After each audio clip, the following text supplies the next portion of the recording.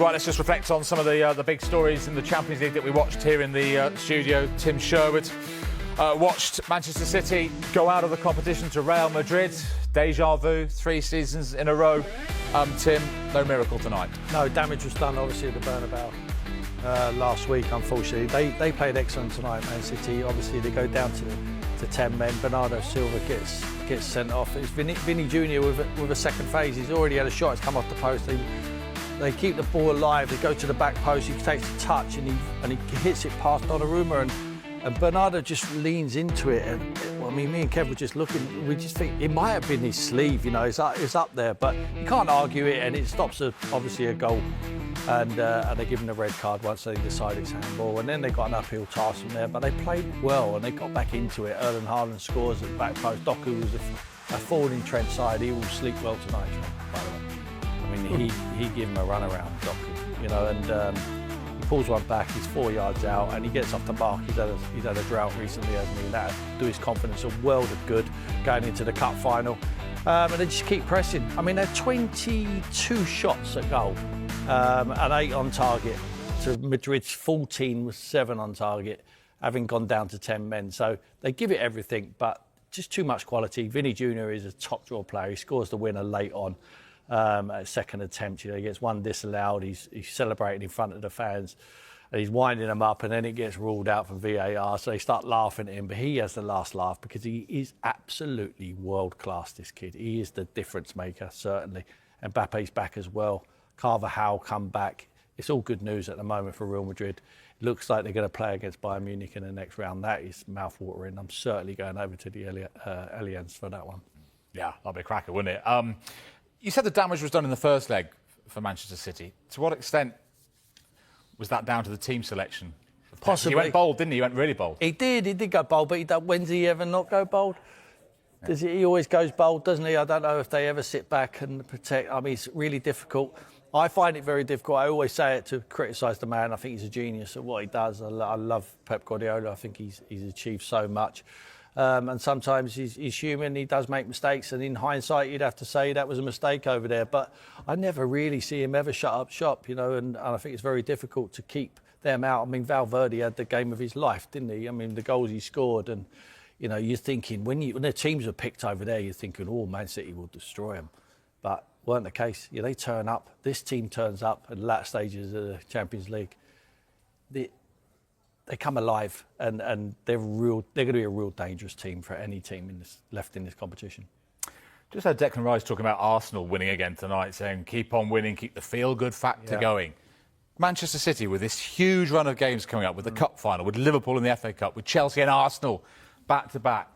What's the feeling inside City at the moment? What shape are they in to come good at the time of the season when they normally do? Yeah, well, they're not used to winning nothing, are they? And it's a prospect, isn't it? In a realistic prospect, you know, if they get beaten in that cup final, Mercer's already touched on it. It is so important, this game of football, to take the confidence, get the trophy done in March. You know, it's huge. You'd have to say, they play well tonight. They will take confidence from the way they played tonight going into that game. The selections will be different. You can't second guess Pep Guardiola. You never can. But Arsenal are so hot at the moment. You know, they find different ways. City have to play so well, and they have to be clinical to take their chances to win their games. City never play not well and win. You know, they always have to find a little bit of magic. They've not got the set pieces. They can't dig it out. They don't defend their box very well. They're wide open defensively, but they play so open and expansive. So I fancy Arsenal, I really do. I mean, having seen the two tonight and the way they performed and building up to this, and the pressure now is on Man City, Arsenal look like they're going to take care of the Premier League with the lead that they have. I think they'll win on Sunday, and it might be the case that Man City end up with nothing. 1 win in 5 for Manchester City. Final thought on them before we move on.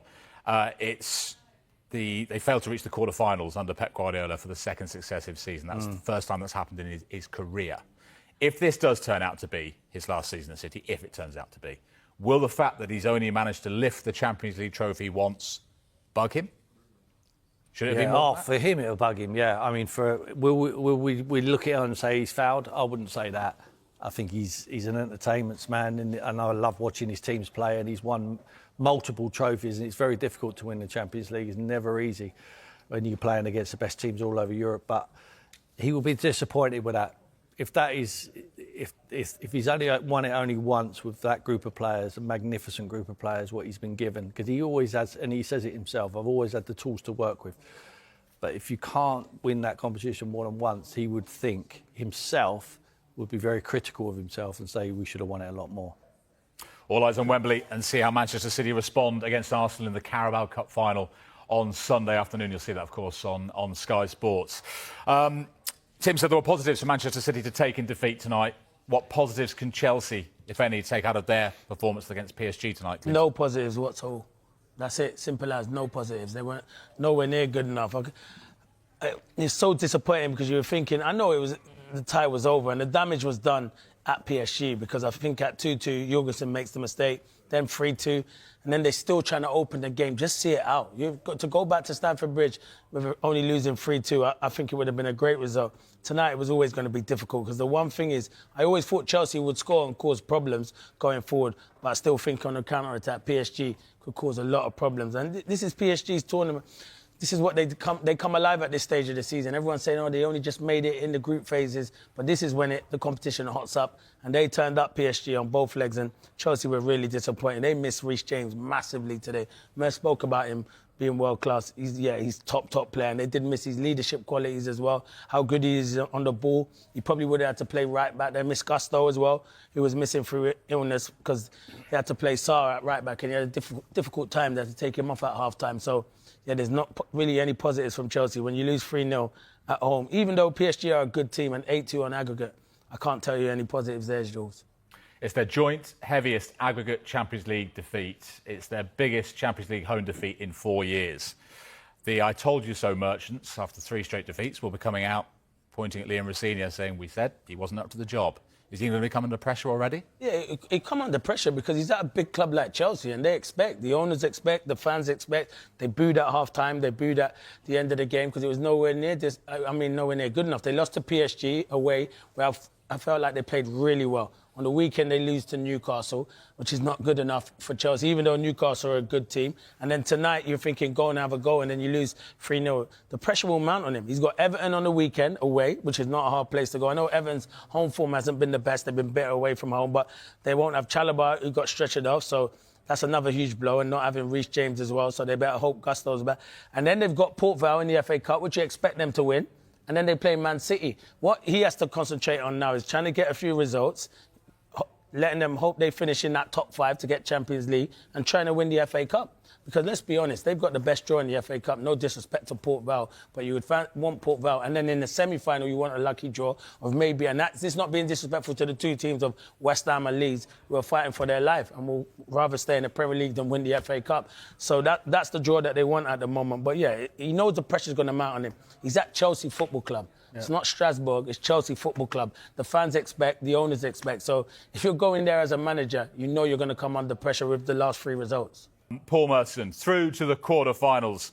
How professional job was that tonight? Yeah, very good. Played very well at times. Arsenal, solid. Miles too good for by Leverkusen. 2 brilliant finishes by Eze and Declan Rice. And, yeah, and they move on. Yeah, at first half, very good. Raya makes a worldly save at the end. Yeah, Arsenal are just rolling. Absolutely rolling. Yeah, he's just... I don't want to say a machine. I think it's disrespectful, but it's a very good machine.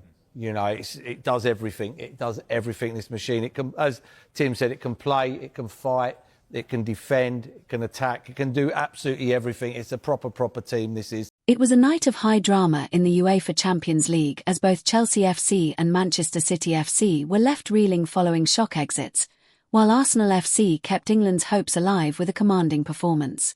Chelsea's European campaign came to a disappointing end after a lacklustre display that drew heavy criticism from pundits and supporters alike. Despite flashes of quality, the Blues struggled to impose themselves, with questions now being asked of their consistency and tactical direction.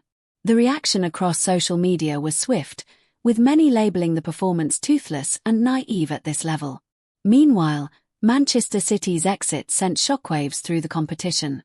Managed by Pep Guardiola, City were widely considered favourites, but they were outplayed on the night in a result that will undoubtedly spark debate. Critics pointed to defensive vulnerabilities and a surprising lack of cutting edge in attack, rare traits for a Guardiola side. In stark contrast, Arsenal delivered when it mattered most. Under Mikel Arteta, the Gunners showcased maturity and control, comfortably securing their place in the next round. Their performance was hailed as professional and composed, with fans daring to dream of a deep European run. The contrasting fortunes of England's top clubs have ignited fierce discussion among fans and analysts.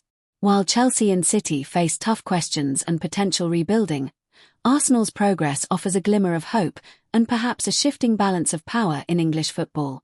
As the Champions League knockout stages continue, all eyes will now be on Arsenal to carry the Premier League's banner forward.